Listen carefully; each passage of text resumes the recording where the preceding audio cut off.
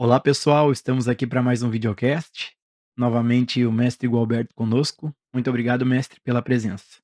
Mestre, hoje eu vou ler um trecho do livro do Joel Goldsmith chamado Viver Agora.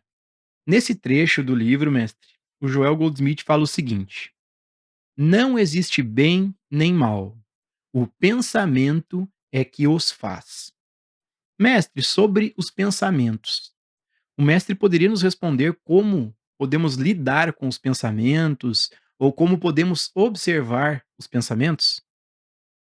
Aqui se trata de uma pergunta fundamental, essa questão do pensamento.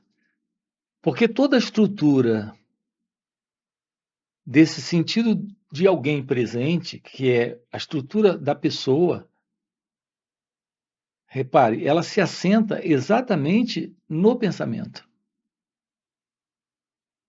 O pensamento, Gilson, ele está em tudo. Pensamento é aquilo que nós temos de mais íntimo. Nós temos tido contato com o pensamento desde que nos entendemos por gente. Ou seja, desde aquele momento que começamos a tomar ciência do mundo, a partir de um percebedor percebendo,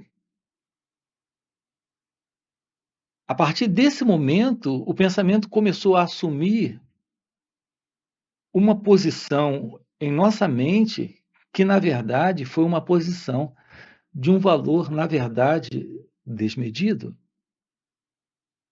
O ponto é que chegamos a esse ponto em que nós nos encontramos hoje.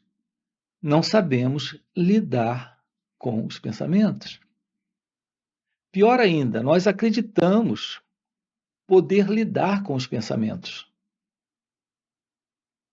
Nós temos que, primeiro, para essa resposta, ter uma compreensão do que é o pensamento. Nós não sabemos, primeiro, o que é o pensamento e já queremos lidar com o pensamento. Uma compreensão do que é o pensamento irá lhe mostrar que o pensamento é uma reação da memória do cérebro que carrega uma memória a um estímulo, a um desafio nesse instante. Então, primeiro nós temos que descobrir como o pensamento se forma. Qual é a estrutura, qual é a natureza do pensamento? E eu vou tentar simplificar aqui. É um assunto muito vasto esse, mas a gente tem procurado sempre colocar de uma forma bem simples e bem direta. Toda a experiência, Gilson, pela qual nós passamos, a mecânica do cérebro é de tal forma que isso é registrado. E quando é registrado, isso passa a ser parte do acervo desse cérebro. Então, isso passa a ser parte da memória. Então, essa memória fica a serviço de novas experiências. Então, quando novas experiências surgem, são reconhecidas com base nessas lembranças, nessas experiências passadas. Então, o pensamento, ele funciona exatamente assim. Você passa por uma experiência, essa experiência é guardada, registrada. Temos a presença do experimentador que surge após essa experiência, tendo o reconhecimento dela. O ponto aqui é o seguinte: esse experimentador, veja, esse experimentador não tem sido compreendido por nós. Então, esse é o problema. Todo o problema que o pensamento nos causa é porque esse experimentador ele está completamente insciente desse movimento, que é o movimento do pensamento. Então, ele se confunde com esse movimento, que é o movimento do pensamento. E ele se confunde porque há uma ilusão de que ele está presente. O que temos presente é só uma reação de memória, é só o pensamento. Mas nós trazemos, Gilson, uma ilusão, a ilusão desse experimentador. Então, quando o pensamento surge, de imediato já surge esse experimentador. Por exemplo, quando um pensamento surge, a ideia que você tem é que você está pensando. Se você olhar de perto isso, você vai descobrir que, na verdade, aquele pensamento surgiu em razão de um estímulo. Ele surge, ele só aparece. Não é você que traz o pensamento, mas a nossa crença é de que tem você sendo o pensador, você sendo o experimentador, que produz pensamento. Então não sabemos lidar com os pensamentos. Eles são inquietos, eles são tagarelas, eles são negativos, eles são pensamentos ruins. Os pensamentos bons, esse pensador, esse experimentador quer guardar. Mas os ruins, ele quer se livrar deles. E ele não consegue nenhuma coisa nem outra. Porque pensamento, repare, na sua cabeça, ele fica o tempo que ele deseja ficar. E depois ele vai embora. Se você tentar brigar com o pensamento, você termina fortalecendo o movimento dele dentro de você. Percebam qual é a verdade aqui implicada nessa situação. A verdade implícita nessa situação é de que qualquer movimento que você faça a partir de um pensamento presente, esse que está fazendo é o próprio eu, é o próprio ego, é o próprio experimentador, é o próprio pensador resistindo a esse pensamento ou se agarrando a ele. Quando fazemos isso, nós fortalecemos ainda mais essa experiência. Então, se tem um pensamento que está lhe perturbando e você quer afastá-lo de você, você não consegue. O que as pessoas têm feito é fugir desse pensamento, se agarrando a outras experiências que produzam pensamentos para que aquele primeiro se afaste. Na realidade, tudo que a gente vence tem que vencer de novo, e de novo, e de novo. E esse movimento de fuga não resolve essa condição psicológica. Então, nós vivemos no estado interno, Gilson, de inquietude psicológica sem compreender o que é o pensamento. Acreditamos que primeiro vem o pensador e depois o pensamento. Primeiro vem o experimentador e depois a experiência. O que, de fato, não é verdade. O pensamento é aquilo que se mostra. E quando se mostra, o sentido de alguém resistindo ou lutando só fortalece ainda mais essa condição psicológica. E essa condição psicológica, Gilson, é de completa insanidade. O ser humano, ele vive num estado de neurose, de inquietude psicológica. O pensamento em nossas cabeças, eles são disfuncionais. Existem alguns pensamentos que são práticos, objetivos, mas é um percentual muito pouco. Percentual muito pouco de pensamento prático e objetivo para esse sonho de vida. A maioria dos pensamentos dentro de nós, eles são inúteis, desnecessários e disfuncionais. E isso está presente porque o sentido do eu, do ego, que é esse experimentador, que é esse pensador, está presente. Enquanto não nos livrarmos dessa condição, que é a presença desse mim, desse eu, desse ego, desse pensador, desse experimentador, essa inquietude psicológica estará presente. Então, antes de tomarmos ciência do que é esta observação do pensamento, temos que descobrir quem é esse observador. Tomar ciência da ilusão desse que se separa para fazer alguma coisa com o pensamento. É nisso que se constitui, Gilson, o trabalho que fazemos para esse despertar. Então, a mente, ela se aproxima e começa a se tornar cônscia dela mesma. tomando ciência do seu próprio movimento, em razão do poder da graça, do poder de uma presença real que surge. Então, um trabalho começa a ocorrer, e esse trabalho tem, por propósito divino, o fim desta condição, que é a condição do pensamento. Aqui eu me refiro a esse modelo de pensamento que dá sustentação ao ego. Aqui no momento estamos fazendo uso da fala de uma forma direta, objetiva e prática. Mas fora isso, boa parte do tempo psicológico de uma pessoa é ocupado no seu autointeresse com o próprio movimento de inquietude psicológica, criando e sustentando exatamente quadros internos de confusões e desordem, que, na verdade, o ego aprecia. É estranho dizer isso, o ego aprecia toda essa condição de continuidade dele mesmo que seja produzindo sofrimento para ele próprio. Nessa tagarelice interna, nessa imaginação, nesse movimento de inquietude. E ele faz isso sustentando esta separação: pensador, pensamento, experimentador e experiência.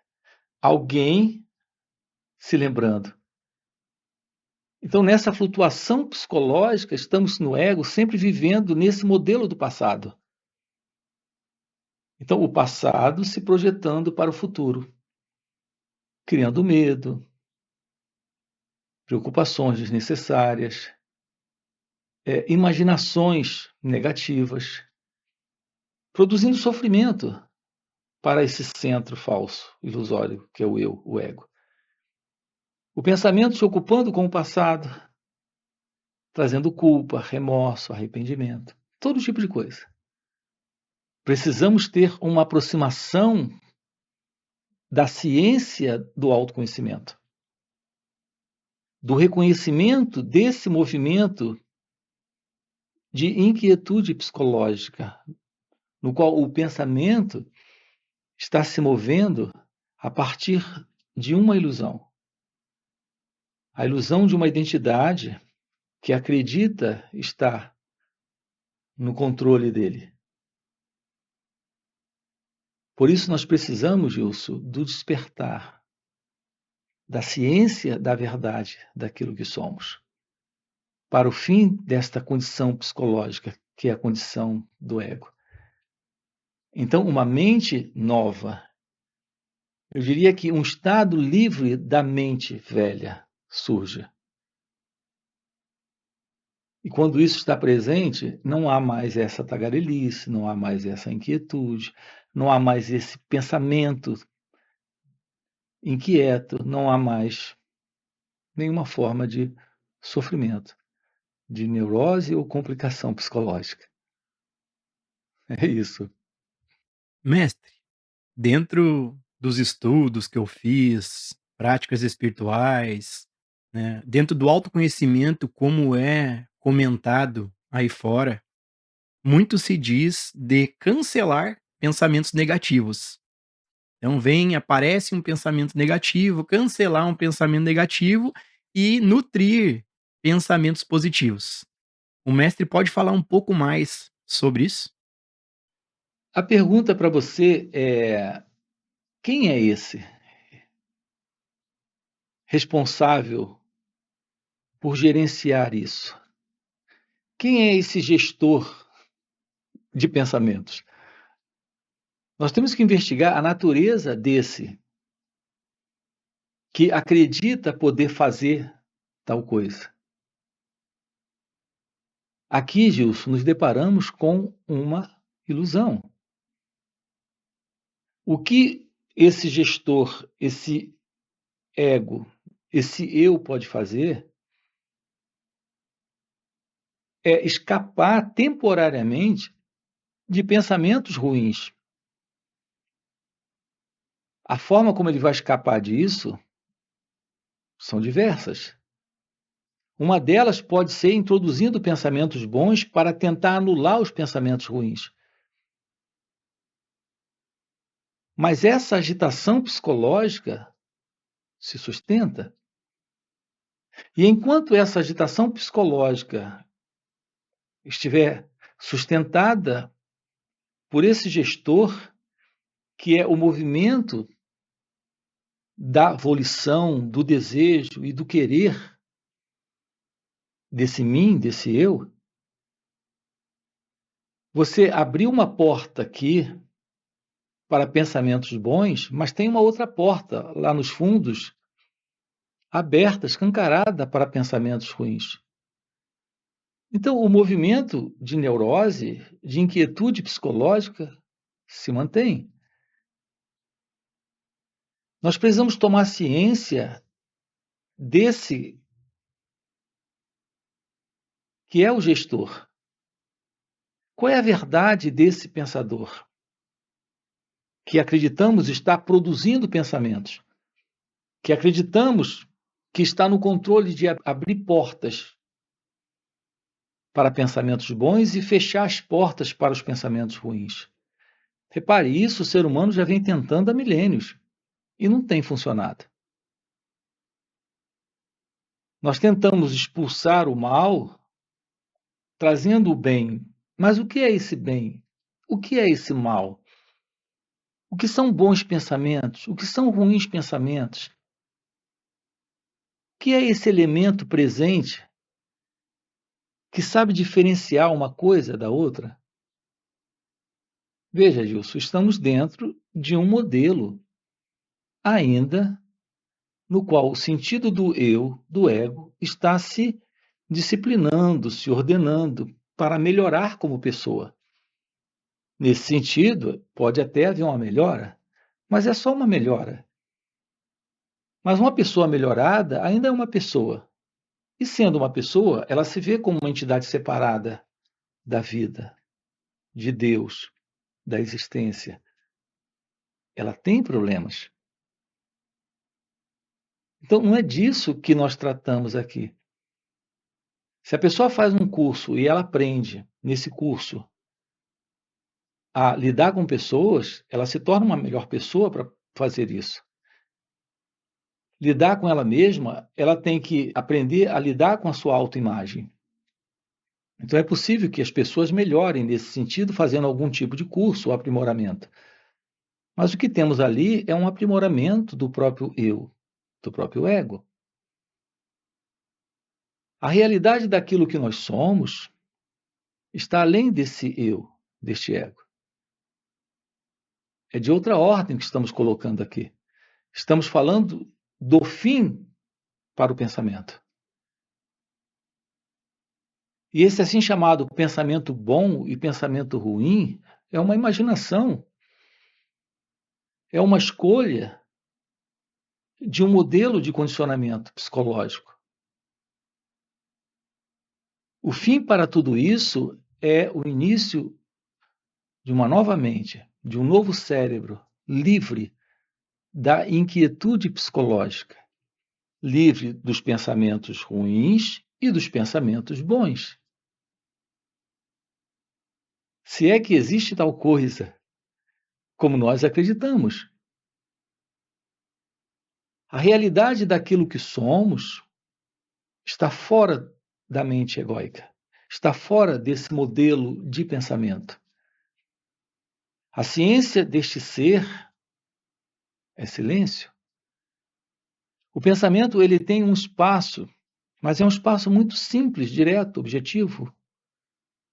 Não é esse espaço do pensamento bom e do pensamento ruim. É o espaço do pensamento prático. Se eu pergunto seu nome, você me diz seu nome. Se eu lhe peço o endereço, você me dá seu endereço.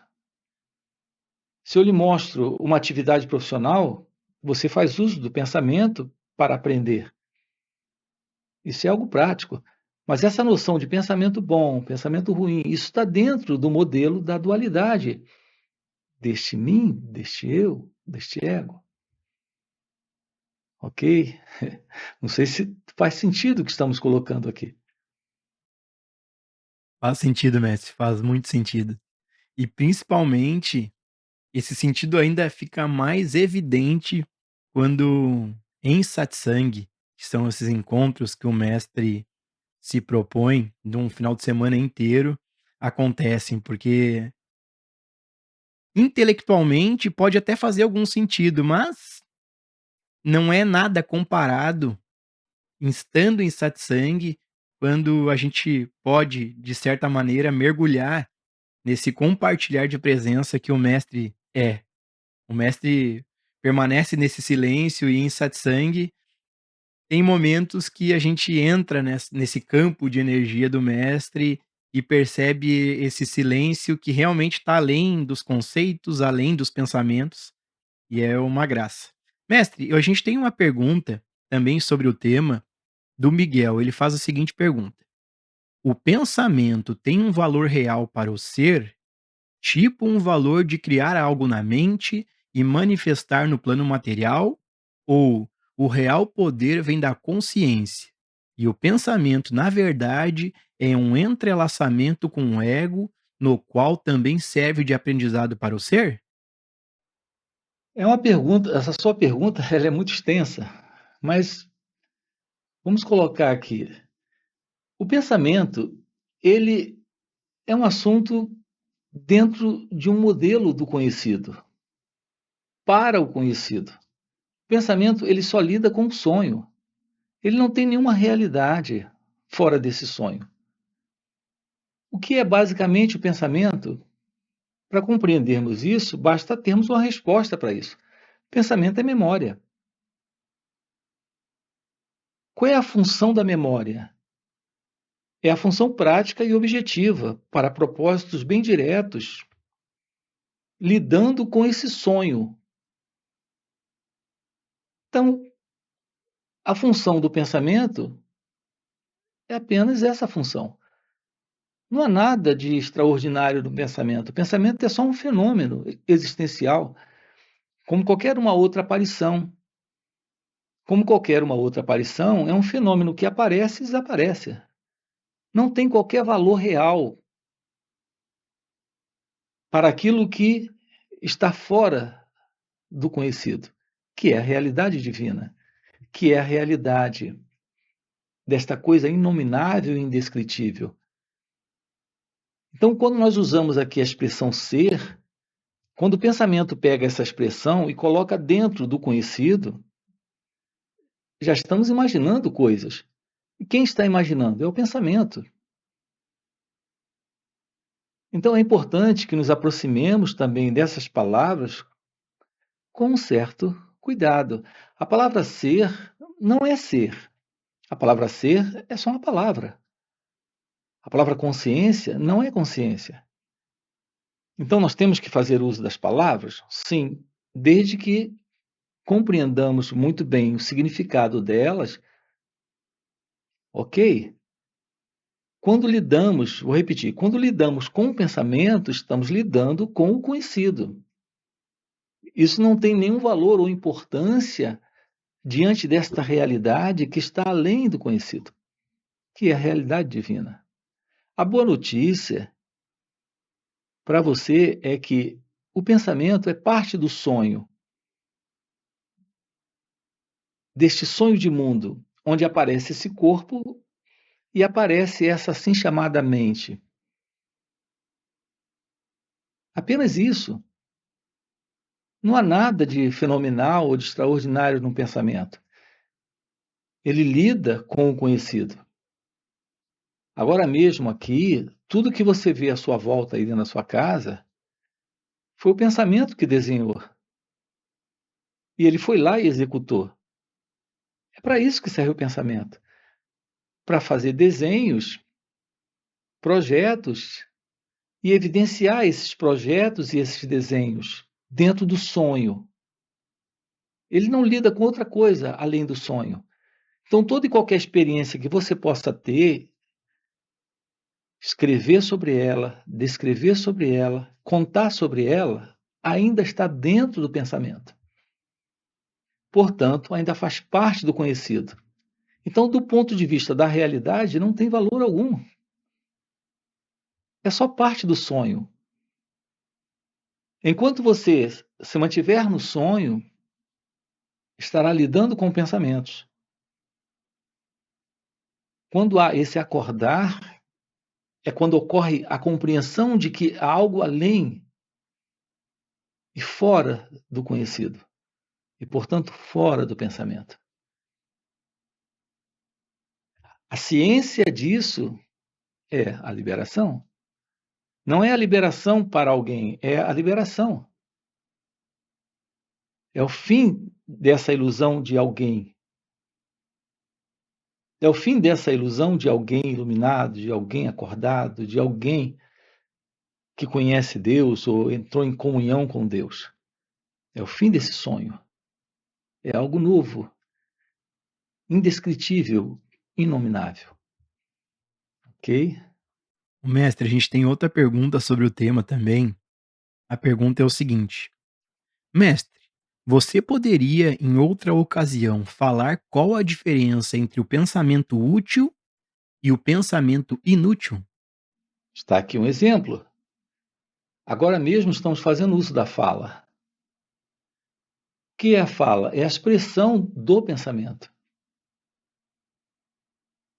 Há algum problema na fala como expressão do pensamento? No entanto, quando existe a ilusão de uma identidade presente, encontrando nesse falar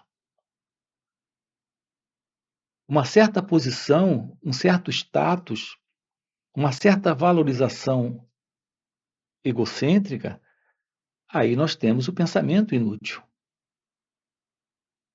O pensamento útil é o pensamento que dele fazemos uso de uma forma tecnológica, prática, objetiva, profissional. Você faz uso do pensamento e do conhecimento que é o resultado de experiências passadas, que são pensamentos. Então, essas experiências passadas nos deram um know-how, um conhecimento, que é pensamento. Do ponto de vista técnico, científico, na ciência, enfim, em toda parte vemos a presença do pensamento prático. Fazer arroz requer conhecimento, que é pensamento. Então, esse é o pensamento prático.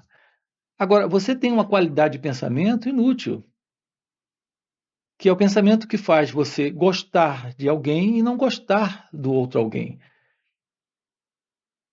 É um pensamento que se baseia num conceito, num preconceito, num sentimento de especialismo desse mim, desse ego. Algumas pessoas são especiais para você e outras são desprezíveis aos seus olhos. A qualidade de pensamento que você tem nesse nível é um exemplo do pensamento egóico, do pensamento que discrimina, que julga, que compara, que avalia, que se separa, que se sente superior ou que se sente inferiorizado. Pensamentos desse tipo nós conhecemos diversos. A condição do ego, em sua insanidade psicológica, vive nisso, vive disso. Inveja, ciúme, raiva, ambição, medo, desejos. Eu gosto, eu não gosto. As imagens que eu faço sobre quem eu acredito ser, sobre quem eu acredito que você é. Então, são inumeráveis os exemplos de pensamentos inúteis, que são esses pensamentos disfuncionais do ego, em sua insanidade. Simples isso, ok? O mestre, é interessante que o mestre traz essas falas e algo que está além da fala é compartilhado nessa presença do mestre. E principalmente em satsang, que são esses encontros intensivos de final de semana, esse algo além das palavras, ele é percebido, digamos assim. Eu me recordo em um satsang, um dos primeiros satsangs online que eu participei, onde ficou muito nítido o quanto esse pensamento insistente é o próprio ego, é o próprio eu. E muito já tinha lido teorias sobre o que é o ego, o que é o pensamento, mas na vivência, nesse compartilhar de presença do mestre, nesse encontro de final de semana, pude ter uma clareza muito nítida, uma compreensão quanto o eu, o ego é um pensamento. Então é uma graça. É que a realidade daquilo que é você não está dentro do conhecido. Um encontro nesse nível aqui, em razão desse trabalho de investigação, lhe coloca diante da realidade daquilo que você é, quando o pensamento, que é o modelo de pensamento egóico, não está presente. Então fica claro que algo está presente que não é mais o Gilson. É simplesmente assim. Mestre, já fechou o nosso tempo aí. Gratidão por mais esse videocast. Para você que está assistindo o vídeo, já deixa um comentário, já deixa o like e principalmente, se quiser ter uma aproximação com esse trabalho, se tiver um interesse real, né, queimando no teu coração para viver, para compreender essa verdade que o mestre compartilha, fica o convite para participar desses encontros de final de semana, esses encontros intensivos, onde é o sábado inteiro e o domingo inteiro o mestre nos proporcionando essa investigação, essa profunda investigação do que é o pensamento, do que é o ego. Então, fica o convite do primeiro comentário fixado, vai ter o link do grupo do WhatsApp desses encontros. Mestre, gratidão por mais esse videocast. Até a próxima. O Joel se refere a essa busca e a esse se voltar para dentro. Mas quem é esse que está nessa busca? É aquele que está se sentindo inquieto, insatisfeito?